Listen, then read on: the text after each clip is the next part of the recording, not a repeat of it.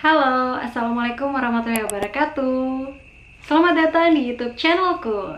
Jangan lupa sebelum kalian nonton video ini, klik tombol subscribe dan likes ya.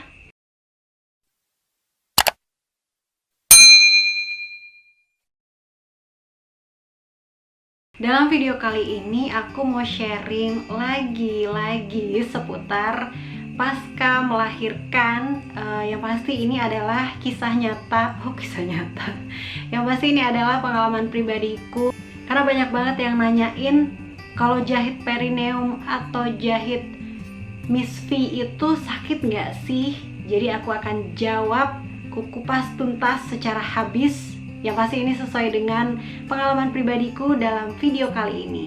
Jadi udah nggak heran lagi ya kalau semisalnya kita habis melahirkan, entah itu melahirkan melalui proses sesar ataupun melalui persalinan normal, itu pasti ada adegan jahit-menjahit. Kalau yang melahirkan sesar kan jahitannya di perut ya. Kalau yang melahirkan normal itu jahitannya otomatis di Miss V. Nah, alhamdulillahnya aku kemarin termasuk salah satu ibu-ibu muda yang menjalankan proses persalinan normal, otomatis jahitannya di Miss V.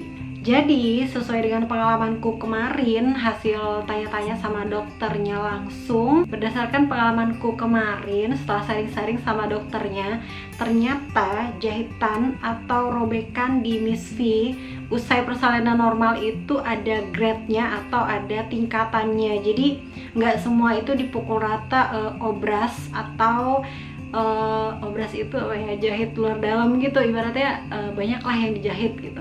Jadi robekannya itu atau jahitannya itu ada namanya grade 1, grade 2, grade 3, grade 4. Nah, aku kemarin itu termasuk di grade 2 atau 3 gitu. Pokoknya antara itu karena jahitannya itu cukup banyak atau istilahnya itu diobras.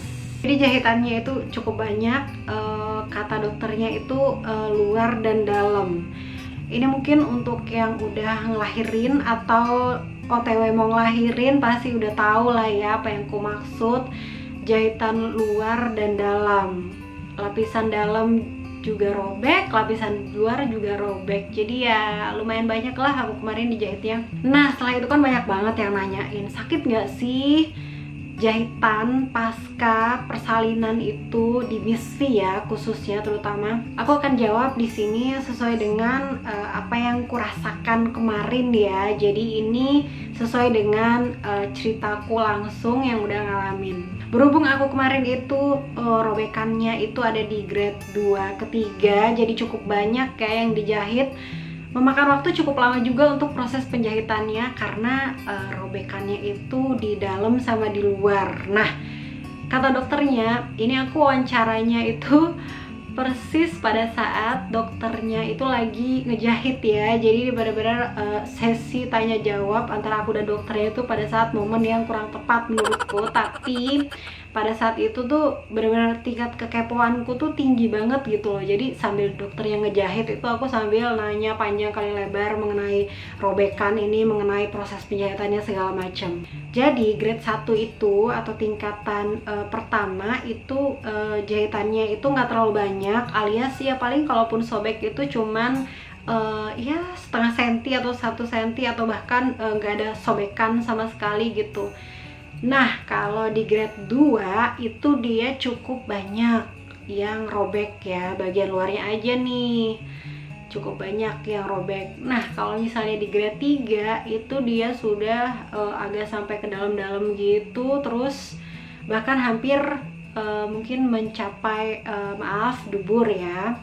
Kalau grade 4 ini yang paling parah, atau tingkatan 4 ini yang paling parah karena robekannya itu dia bisa sampai ke dubur. Nah, itu yang PR banget nih buat dokternya kalau yang udah grade 4. Nah, untuk yang tanya sakit apa enggaknya, aku nggak tahu ya, tapi memang ada beberapa temanku yang curhat ke aku itu mereka mengatakan bahwa lebih sakit pada saat proses penjahitan setelah melahirkannya itu ketimbang kontraksi. Ini aku nggak tahu ya, karena tiap orang kan berbeda-beda toleransinya terhadap rasa sakit. Kalau aku secara pribadi lebih sakitan kontraksinya daripada proses jahitnya. Walaupun aku tuh obras ya istilahnya, jahit luar dalam. Asli aku nggak tahu lagi ya. Proses penjahitannya tuh benar-benar nggak kerasa sama sekali. Aku nggak paham ini pengaruh biusnya apa enggak. Tapi yang pasti proses penjahitannya itu memang ada di bius atau bius lokal ya. Jadi yang jadi yang mati rasa itu cuman area terdekat dari yang dijahit. Jadi kalau misalnya robekannya itu area luar, itu belum tentu kita dikasih suntikan bius lokal itu tadi. Nah itu kembali lagi ya, biasanya kan tiap dokter berbeda-beda tuh ya ilmu dan tekniknya gitu. Tapi pengalamanku kemarin, dokter yang menangani aku itu dia ngebius itu cuman karena aku ada robekan juga di bagian dalam. Akhirnya sudah dibius lah tuh ya. Dibius itu juga sama sekali nggak ada kerasa. Bahkan proses penjahitannya itu aku tuh kalau nggak salah inget itu proses penjahitannya itu kurang lebih setengah jam gitu. Dan itu menurutku cukup lama karena kan agak risih ya gitu kan ya, dokter kok lama banget sih ada di bawahnya gitu kan ya. Sedangkan emang proses jahitnya itu belum kelar gitu. Aku nggak paham apakah sebanyak itu robekannya gitu makanya proses penjahitannya lama, atau memang pada saat itu kebetulan itu kan dini subuh ya, jam 6 gitu. Jadi mungkin ya agak-agak sedikit-sedikit ngantuk kali juga ya dokternya ya. Apalagi kan kalau ngejahit gitu kan butuh konsentrasi yang tinggi kan. Apalagi ini tuh bukan ngejahit kain gitu kan ya, ini ngejahit daging cuy. Ini kalau salah-salah nih bisa ketutup, bisa mampet gitu enggak sih. Jadi benar-benar butuh konsentrasi yang sangat tinggi gitu. Apalagi bagian dalamnya juga ternyata robek kan. Asli pada saat itu sama sekali aku nggak ngerasain apa-apa. Aku nggak paham itu efek biusnya apa gimana gitu. Tapi menurut cerita temenku nih ya, yang dia bilang proses jahit perineum itu lebih sakit daripada kontraksi itu, dia tuh udah dibius katanya, tapi tetap ngerasain sakit, ngilu pada saat dijahit perineumnya atau misfinya. Tapi kalau di aku tuh sama sekali aku nggak ngerasain apa-apa gitu. Bahkan aku sampai chit-chat santai aja gitu sama dokter yang lagi ngejahit ini. Karena kebetulan kan aku itu robek alami ya, jadi bukan episiotomi. Episiotomi itu robekan yang dibantu gitu, atau proses perobekannya itu dilakukan manual oleh dokter atau perawat gitu. Tapi kalau aku itu kebetulan robek alami, jadi ya mungkin robekannya itu agak kurang teratur ya. Jadi emang agak lama proses penjahitannya. Balik lagi ya, itu semua tergantung toleransi tubuh kita terhadap rasa sakit. Kebetulan aja aku nggak ngerasain sakit pada saat. Jadi kalau masih ada yang tanya sakit nggak sih proses jahit misfi atau jahit perineum pasca persalinan normal ya, kita bicara persalinan normal di sini. Aku nggak ngerasain sakit sama sekali jahit itu. Buat kalian ibu-ibu di luar sana yang mungkin lagi persiapan untuk persalinan gitu kan ya, dan sekarang lagi mencari informasi mengenai A, B sampai Z, mengenai proses persalinan, pra persalinan, pasca persalinan segala macam, jangan takut.